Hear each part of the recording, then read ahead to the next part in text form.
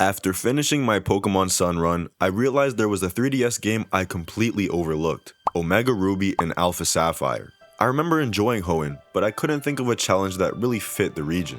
And then it hit me, everyone talks about the overwhelming amount of water in Hoenn, but nobody talks about the overwhelming amount of caves. Granite Cave, Meteor Falls, Fiery Path, Victory Road. So I started wondering, what would happen if I built an entire team using only Pokemon found in caves? Could you realistically beat the game with just cave Pokemon? I mean, obviously yes, you can probably beat the game with just a Magikarp, but the real question is, can I, a terrible Pokemon player who routinely gets roasted in his own comment section, beat Omega Ruby using only Pokemon I found deep underground? To make things harder, I'll be playing on set mode with no items in battle and level caps, with the toughest obstacle being that I have the IQ of a dodo bird. So today, we see if this caveman can rise to champion, or will I be dragged back into darkness like the Neanderthal I am? Let's find out. We kick things off doing the usual, moving into our new home, saving the professor from a Poochyena, and then receiving our starter Pokemon. Except, as per usual, he wouldn't actually count as my first team member, since we're still above ground. So I kept journeying far and wide, beating up my rival May, helping Wally catch his first Pokemon, and taking down my first Magma Grunts in the woods, until finally I made it to Rustboro City. And luckily for me, just northeast of the city lied Rusturf Tunnel, the first official cave available in the game. The sole caveat being, Whismur's the only possible encounter, which means I have to face off against Roxanne with a normal type, whose base stats are damn near diamond level in 1.18 plus.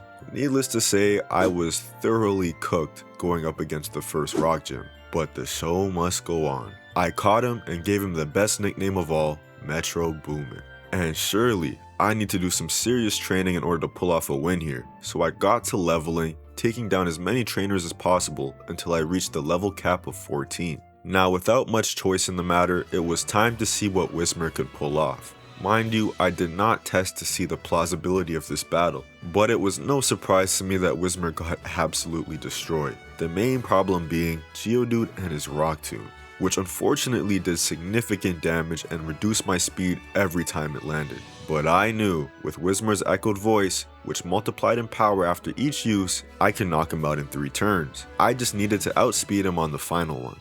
Now after so many attempts, it was clearly nearly impossible to win without extreme luck, so I decided to bend the level cap rule a bit, which gave me just enough of an edge to possibly take down Roxanne. And after a few tries, I got my lucky break. In the first turn, I of course used Echoed Voice, and the bastard missed the Rock Tomb, finally. This allowed me to bring her within red on the following turn, barely taking any damage from a tackle. She did end up using a potion here, but Echoed Voice was charged up to 120 at this point, so her death was inevitable. Now I was on to her only other Pokemon, Nosepass, who would be a little bit more of a problem. Unlike Geodude, Nosepass's special defense is actually pretty high, meaning this wasn't going to be another one-shot. Despite being at 160 base power, my first Echoed Voice couldn't even get her to half, and she returned fire with a Rock Tomb that did some noticeable damage, though we did recover with the Oranberry. On the next turn, she'd hit first with a tackle, however, I fully expected to take her out here, having Echoed Voice charged to the max, but just missed the mark. Thankfully, she opted for another tackle, which was dumb because Rock Tomb for sure would have killed us, but she lobbed me the dunk for game. Had to take it. This earned me a very hard fought first gym battle, but no one said the life of a caveman would be easy. After that tough win, I wasn't so excited to continue, considering that the second gym in this game used fighting types, which was another big L for Whismur. However, after saving Mr. Briny and retrieving some goods, Devincorp decided to employ me as their store runner and sends me off to Dewford Town. And would you look at that, it was not only the home of the second gym, but the Great Granite Cave as well. Now here's where I'd introduce another very important rule for this run. I'm limiting myself to only 2 catches per cave, meaning that I'd only have 3 Pokemon going forward until the 4th gym. So I had to be strategic about my selection here. And the first Pokemon I ended up choosing was none other than Zubat. He's basically a cave staple, being widely known as the most annoying cave Pokemon, so it was only fitting he had a spot on the team. Not to mention, his flying typing is a perfect counter to Brawly's fighting types, who Whismur stood absolutely no chance against. I also ended up naming him Sonar. Low tier ball knowledge, but if you know, you know. Now, although I still had one catch left, I ultimately decided to wait until I had access to the lower floors of the cave, since they had much better encounters, of which I wouldn't be able to get until I reached Mauville City. So yeah, I decided to continue the game with just 2 party members, taking on the second gym with Sonar alone. Mind you, at this point Whismur was a level over the cat, and I wanted to take the rule seriously despite having already broken it, so I can't use him for this battle. Regardless, we kick things off against Brawly, going up against his first Pokemon, Machop. In the first turn, I almost get the one shot with a critical hit wing attack, but he barely hangs on and uses Bulk Up. Following that, he gets a little trend in his system to heal, but just 2 more wing attacks would seal the deal. His only other Pokemon was Makuhita, who of course took some serious damage from our wing attack, but dished it right back with a knockoff, smacking away my Oranberry. Not to worry though, as Sonar was likely to outspeed everything in this game, giving me the win with a final wing attack. Cavemen are now up 2 on the board. With that win, we moved on to meet up with Steven, hand him his letter, and then venture off to Slateport City. Here, we'd bump into a few more magma grunts by the museum, and despite having the shittiest duel possible, we take these losers down with ease. However, I'd find out just how weak my Pokemon really were when I matched up with May on Route 110. We had a rough start to our battle already, having Metro face off against her Shroomish. This unfortunately led to me switching Sonar into a Stun Spore, which then led to a long string of Leech Seed and Mega Drain degeneracy. I managed to land a wing attack or 2, but the paralysis kicked my ass, and eventually took Sonar out. And from here, there was no way a Stun Spored Whismur was going to solo her team. I just barely managed to take out her Shroomish, getting me to level 20, but ultimately lost to her Slugma right after. Damn. It was a tough L, I'll admit, but somehow something good came out of it. Despite defeat, Metro still leveled up and evolved after the fight, transforming my little Whismur into Loudred. This is when I knew for certain I wasn't going to lose again, so I re-challenged her, this time sending out Sonar first, and getting my early hits in with Wing Attack. Of course, she still went to use her Stun Spore and Leech Seed combo, but luckily for me, I avoided paralysis in consecutive turns, wiping her out with a final Wing Attack.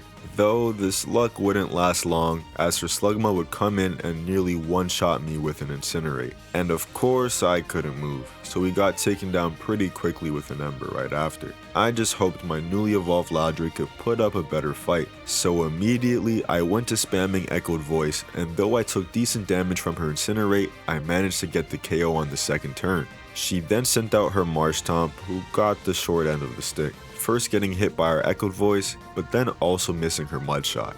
This let me seal the deal with a follow-up attack, taking her down and defeating May after all.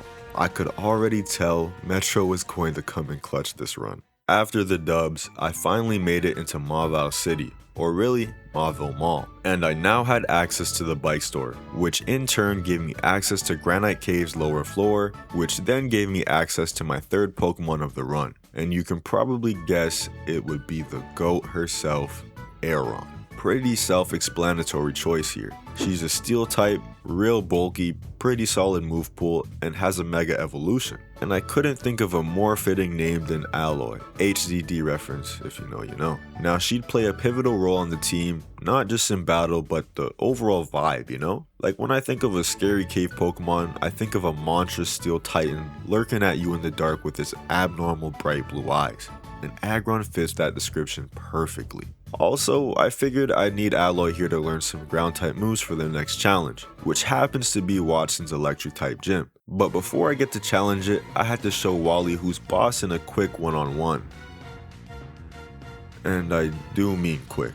Now with a newly acquired member and the Bulldoze TM I bought from the Pokemart, it was time to take on Watson. We started our battle going Ally versus Magnemite, and I immediately felt the power of having shitty special defense, nearly getting torched by his Volt Switch. Though he did switch his Voltorb into a Bulldoze, which returned the favor. On the next turn he decided to heal, still getting hit with another severe Bulldoze, and I thought to myself, after reducing his speed this much, surely I should attack first, right?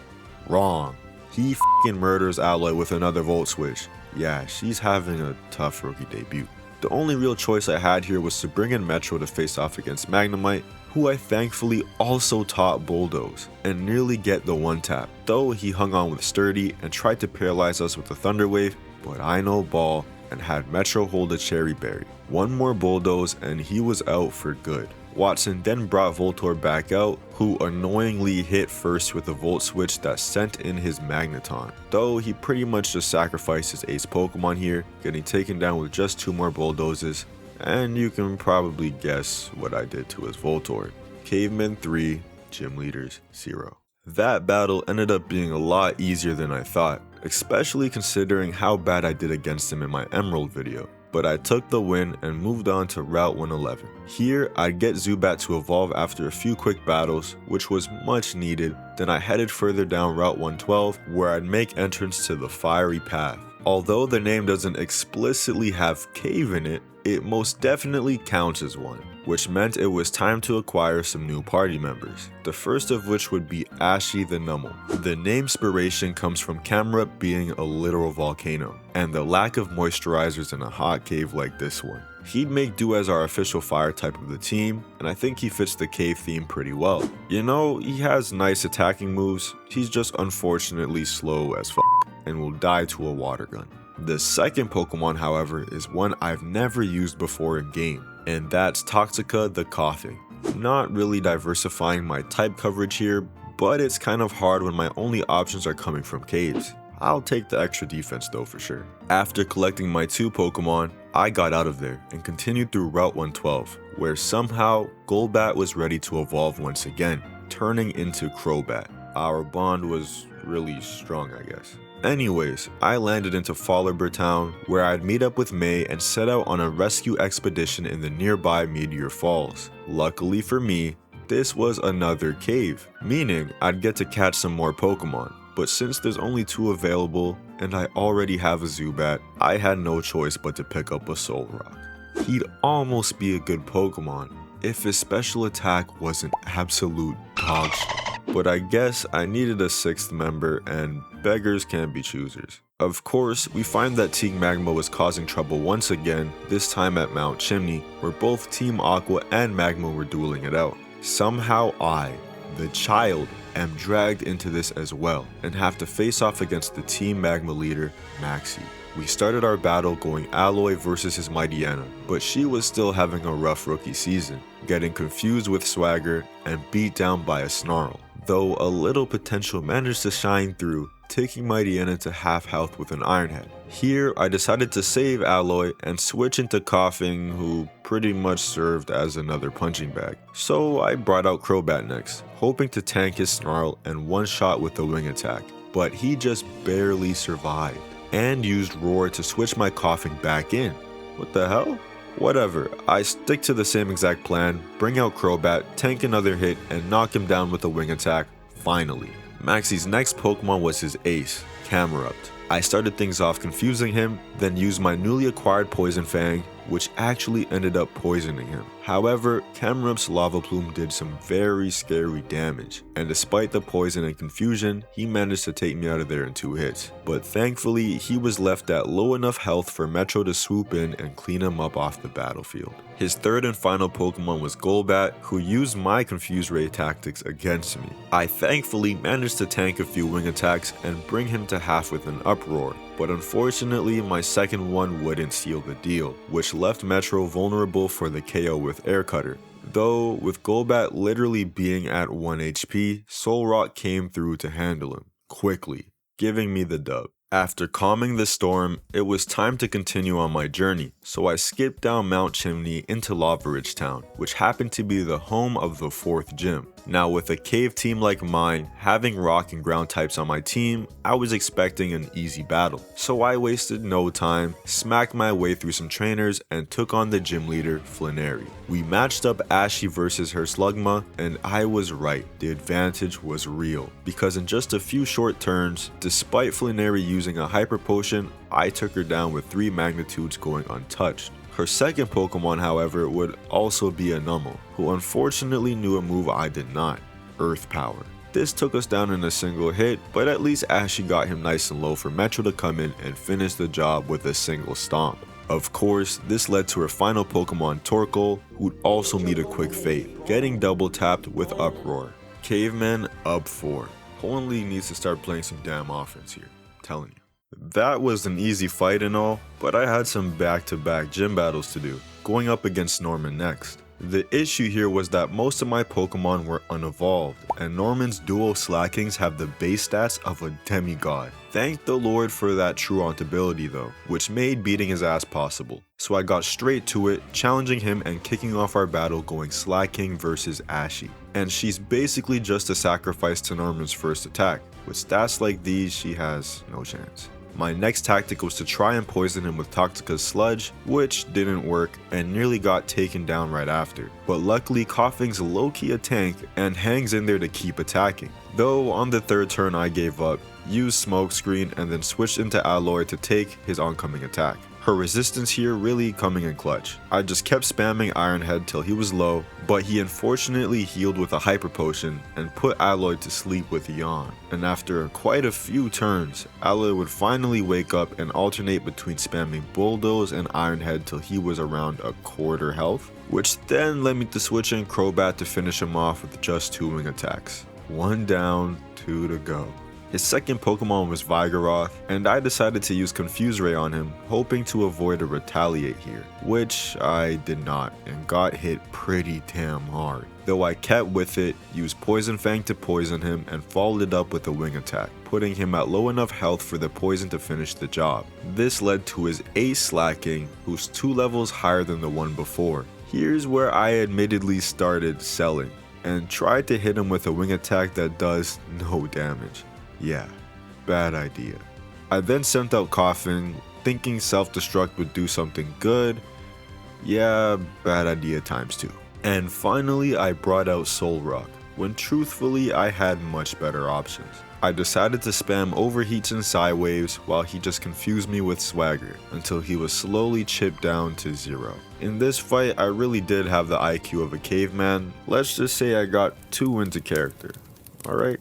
A little bit of a shaky win, but we made it through and received the HM Surf. This gave me access to the other half of the whole region, and most importantly, Route 118. There's just one problem. None of my Pokemon can learn Surf, so I had to do a little rule bending, catching a Tentacool purely for free labor purposes. This allowed me to get over the water and meet up with Steven on the other side. We do a little side quest, encounter a fugitive Latios, save him from his creditors, and give him sanction in my PC. A little later, I ended up at the Weather Institute. Of course, Team Magma were being nuisances, so I battled my way through them and finally got Aeron to evolve into Lairon. And there was no better way to test his strength than going up against their admin, Tabitha. Interesting name for a heavyset man, but you know, whatever. It also turns out the only Pokemon he has is a Camerupt. So yeah, no minutes for Alloy. But Sonar handles him easily, first confusing, then poisoning, and finally wing attacking him to death. Though the fighting wouldn't end there, because right outside, May was ready to throw down too. And maybe this time, Alloy would get some time to shine. Never mind. Sonar, come back, we need you. I spared Alloy from Shroomis's dirty tactics and instead used Sonar's wing attack to take her down in 2 turns. She then sent out her second Pokemon, Slugma, who I confused with Confuse Ray, then switched into Ashy for the type advantage. First I use a non-effective Lava Plume, which somehow nearly one-shots her. Crazy. And follow that up with an easy Earth Power for the KO. This led to her final Pokemon, Marshtomp. And clearly I needed to get Numel out of there, so I switched in Metro, tanked a Rock Slide, and retaliated with an Uproar that brought her past half. She did squeeze in another Rock Slide, but one more Uproar took her down for good, giving me the win against May. Not too long after, I arrived at Fortree City, the home of the 6th gym. This is where I get to take on Winona, the flying type gym leader. Thankfully for me, caves and rock types go together like peanut butter and jelly, meaning this was about to be a piece of cake. And sometime before this, Numel evolved into Camerupt, really solidifying my victory here. We hopped into battle going Alloy versus Swellow, finally giving her a real chance to shine. And she does just that, tanking an Aerial Ace and delivering the one tap with Rock Slide. Perfect. Winona's second Pokemon was Altaria, and I thought to myself, the same exact tactics should do the trick, but will someone explain to me How the f she knows Earthquake?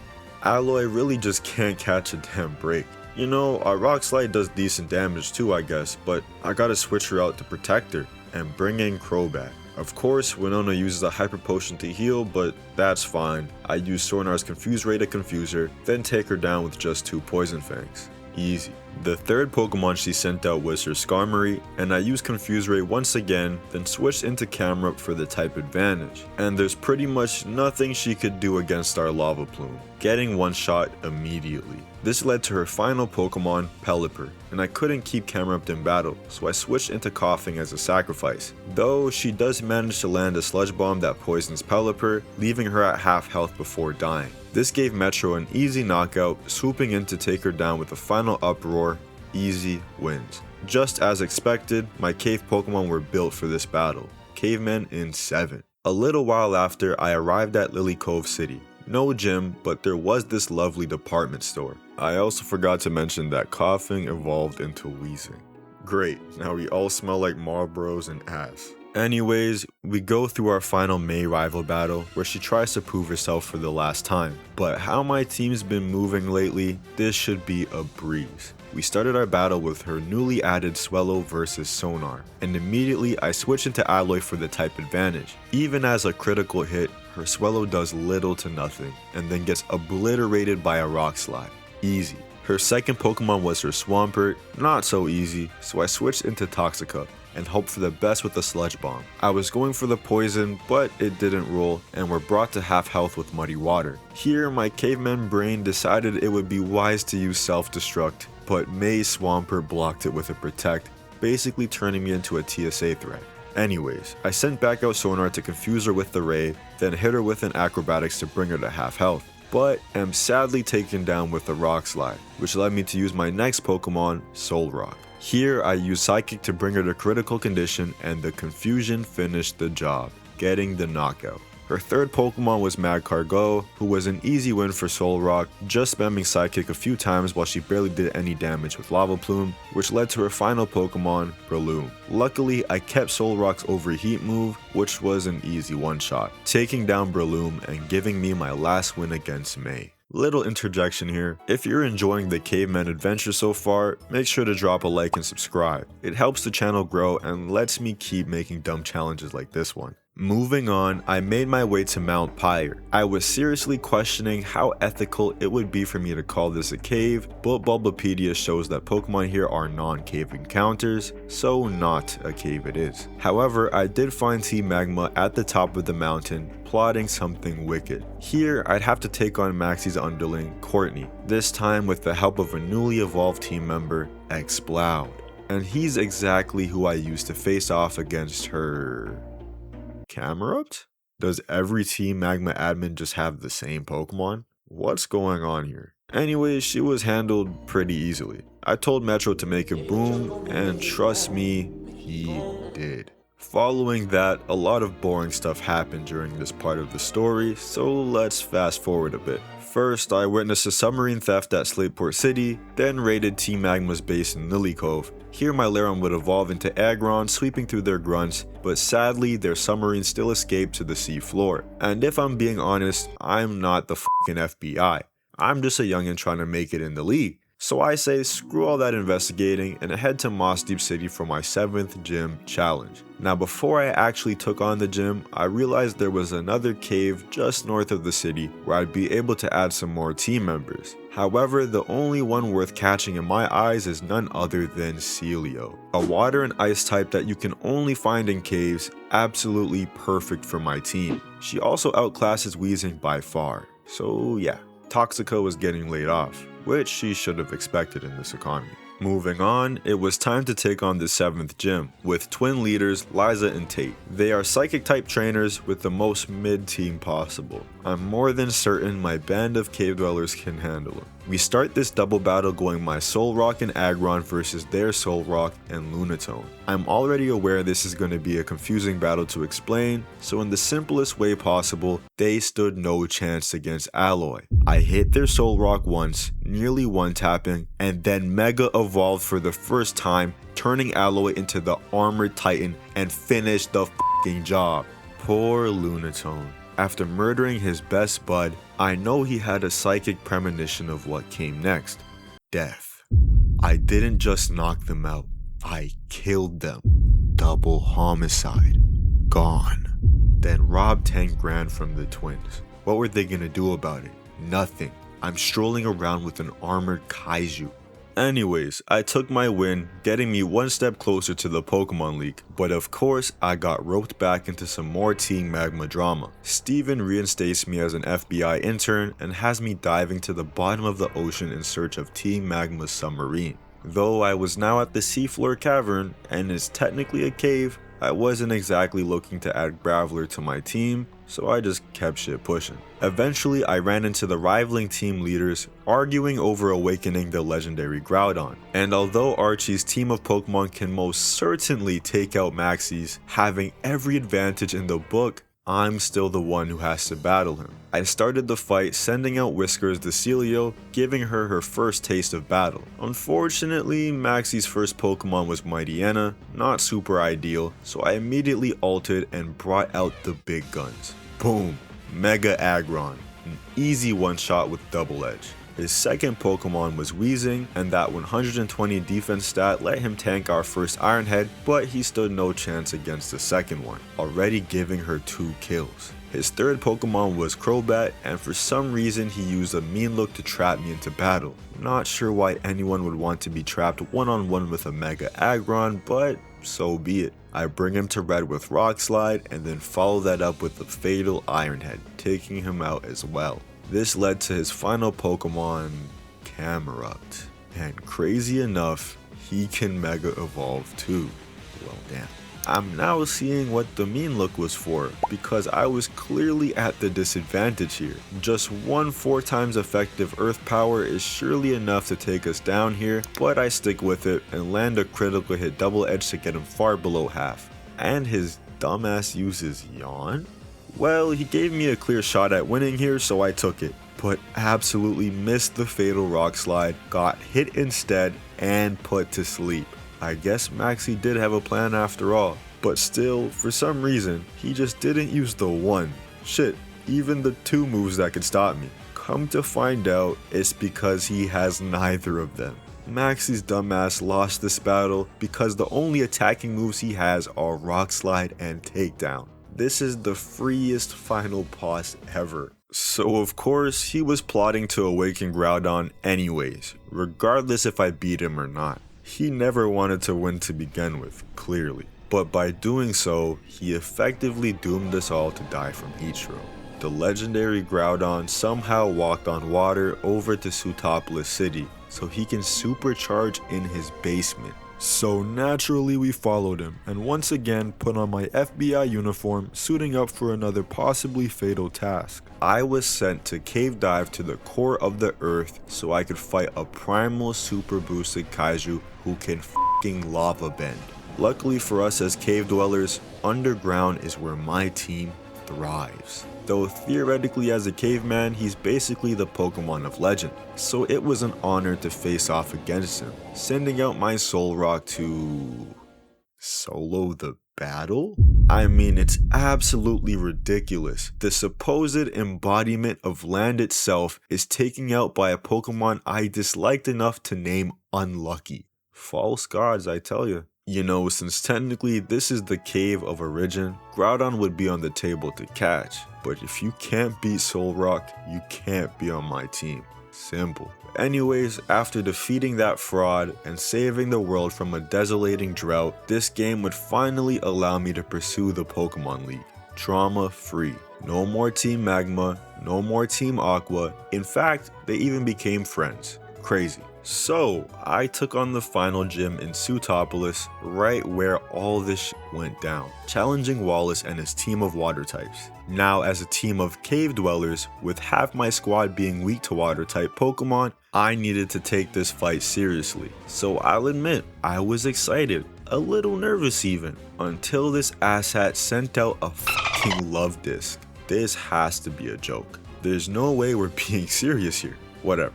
I used my newly crafted strategy for Sonar, which is poisoning them with Toxic and then one-tapping with Venoshock. Foolproof, I know. though his second Pokemon wouldn't be as easy. I got the Toxic off, but Milotic's Ice Beam did something serious, and her high-ass special defense wasn't gonna let me do shit with Venoshock, so Sonar was taken out pretty easily. However, Mr. Boomin was ready to make an appearance, and did what he does best, make it boom. We caused an uproar for 3 turns, while the Milotic tried desperately to recover, but Exploud's attacks coupled with Crobat's poison would finish him off for good. This led to Wallace's third Pokemon, Whiscash. Metro would end up going on a kill streak here, double tapping Whiscash with an uproar, then one-shotting his Celio with a critical hit. And finally, his last Pokemon was a damn Seaking, which was literally dinner for Metro. So it was only fitting we killed her off with a crunch, sealing the deal and earning me my final gym challenge win.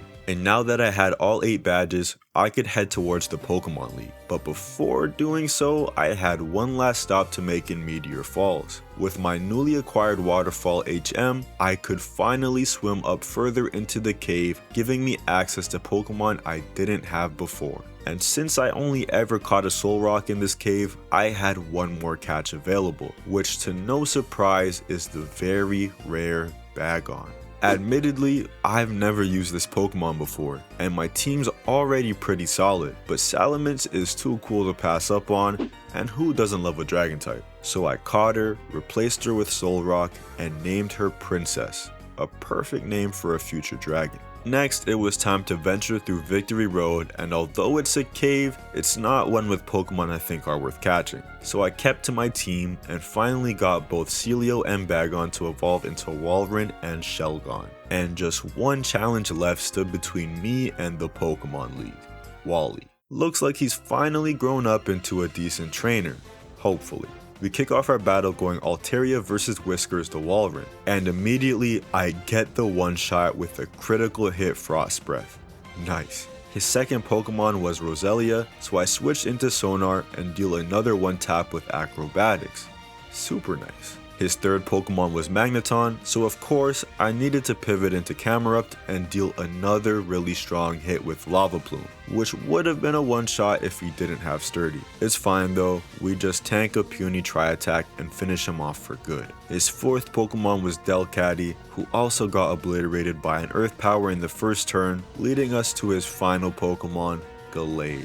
He's the only one who stood a chance on his team. In the first turn, he hits Ashy with a close combat that knocks him, which was to be expected, but Sonar comes through in the clutch to deal a super effective one-shot with Acrobatics, taking him out the game and giving me a final win against Wally. Now it was finally time to take on the Pokemon League with just a team of cave dwellers. I thankfully managed to get Shelgon to evolve into Salamence, which made us a whole lot stronger, as we were about to find out if underground Pokemon could outclass the overworld and become champions. We start our Elite Four challenge, going up against the Dark type user, Sydney. I led with my newly evolved Salamence to face off against his Midiana, already starting off strong with a Brick Break to split his health. Unfortunately though, he confused me with Swagger, which meant I was just gambling at this point, but luckily managed to land the finisher, taking him down. The second Pokemon he sent out was Shiftry, and since Princess has Flamethrower, I thought,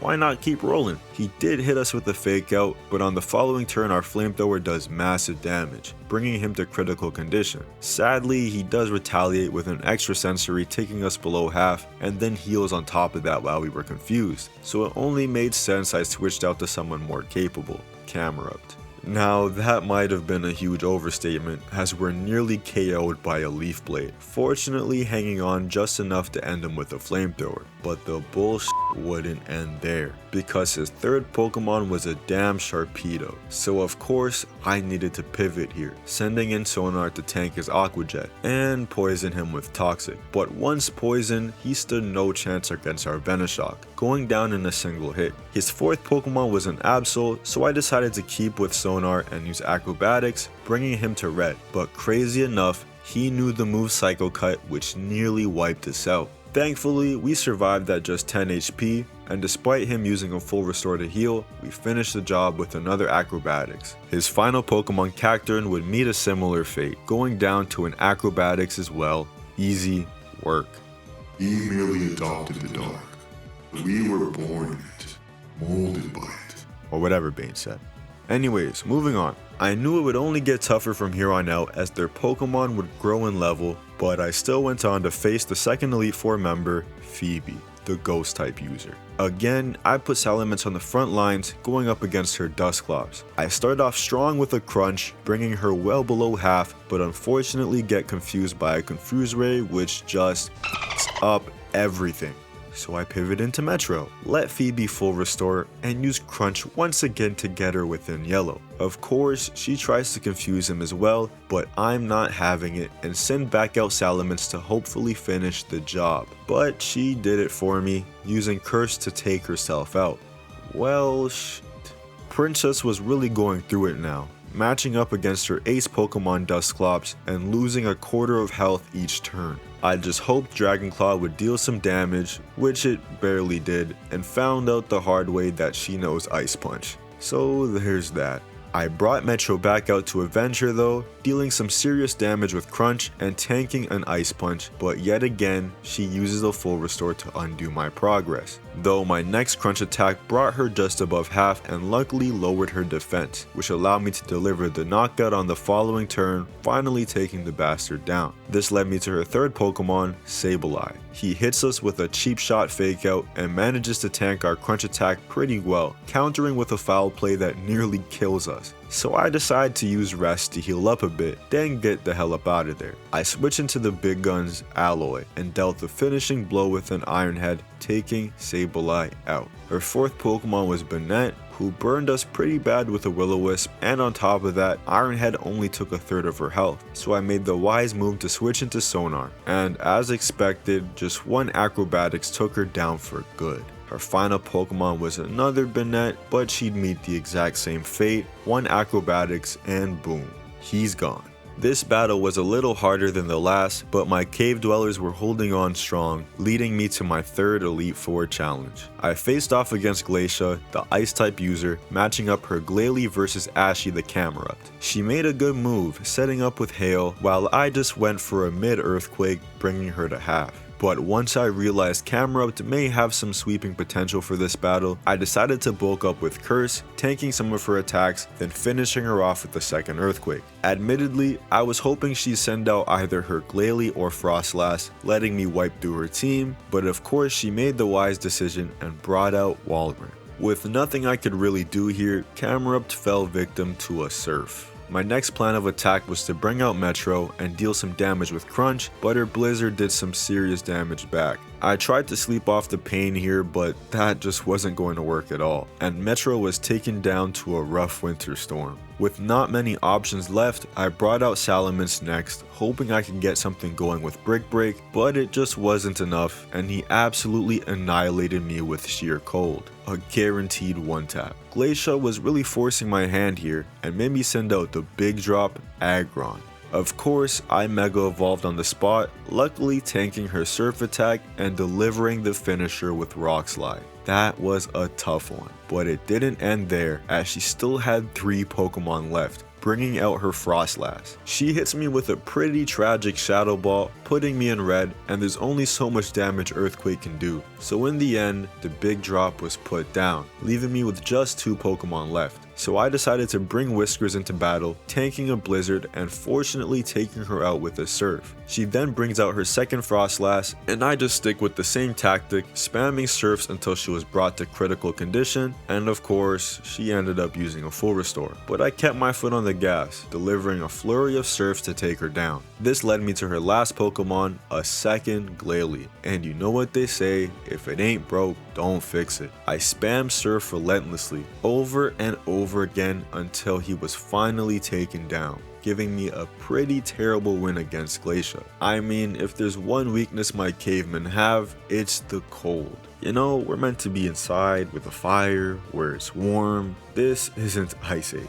But with my team pretty much hanging by a thread, there was still one more Elite Four member I had to face, Drake the Dragon Master. I started the battle sending out Princess to face his Altaria, but I thought it would be a lot better to use Whiskers, so I switched him in, tanked the Dragon Pulse, and delivered an easy one-shot with Frost Breath. His second Pokemon was Flygon, who'd do some pretty serious damage with Rock Slide, but once again, one Frost Breath was all it took to bring him down. Unfortunately though, I didn't have enough health to survive his second Flygon, meaning it was bye-bye for Whiskers, but she did good. I decided it was time to bring Princess back into battle, and I'm able to outspeed Flygon, getting the one tap with the Dragon Claw, which led me to his fourth Pokemon, Kingdra. Somehow, the pesky bastard survived my Dragon Claw literally with a single hit point, and Salamence's terrible special defense meant Kingdra's Dragon Pulse would be a one-shotter. Damn.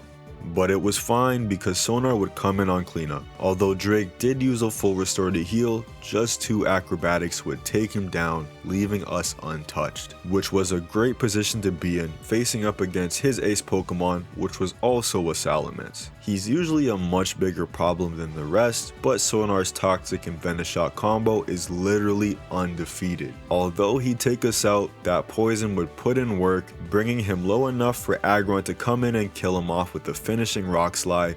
Light work. And with that win, I was done with the Elite Four and ready to take on Hoenn's champion, my true test of strength to shine light on cave Pokemon who are often left in the dark. Literally. And of course, the champion is none other than Steven himself, our FBI admin. We kick off our final battle going Skarmory versus Camerupt. Steven does a good tactical move, setting up some spikes, but I go straight on the offensive, torching him with a flamethrower to critical condition. Steven then decides to waste one of his full restores here because just another flamethrower would bring him right back down, and in a last ditch effort he set up some more spikes before the knockout. But that was definitely going to make switching out a nightmare, so I stuck with Camerupt to face off against his Aggron. And it was still a solid matchup. He hit me with a Stone Edge, doing some good damage, but I returned the favor with Earthquake, sadly just missing the KO due to his sturdy ability. And without the speed advantage here, Ashy the Camerupt would be taken out. No worries though, as Princess would come through, avoiding his spike setup because of his flying typing, then dealing a finishing blow with Brick Break.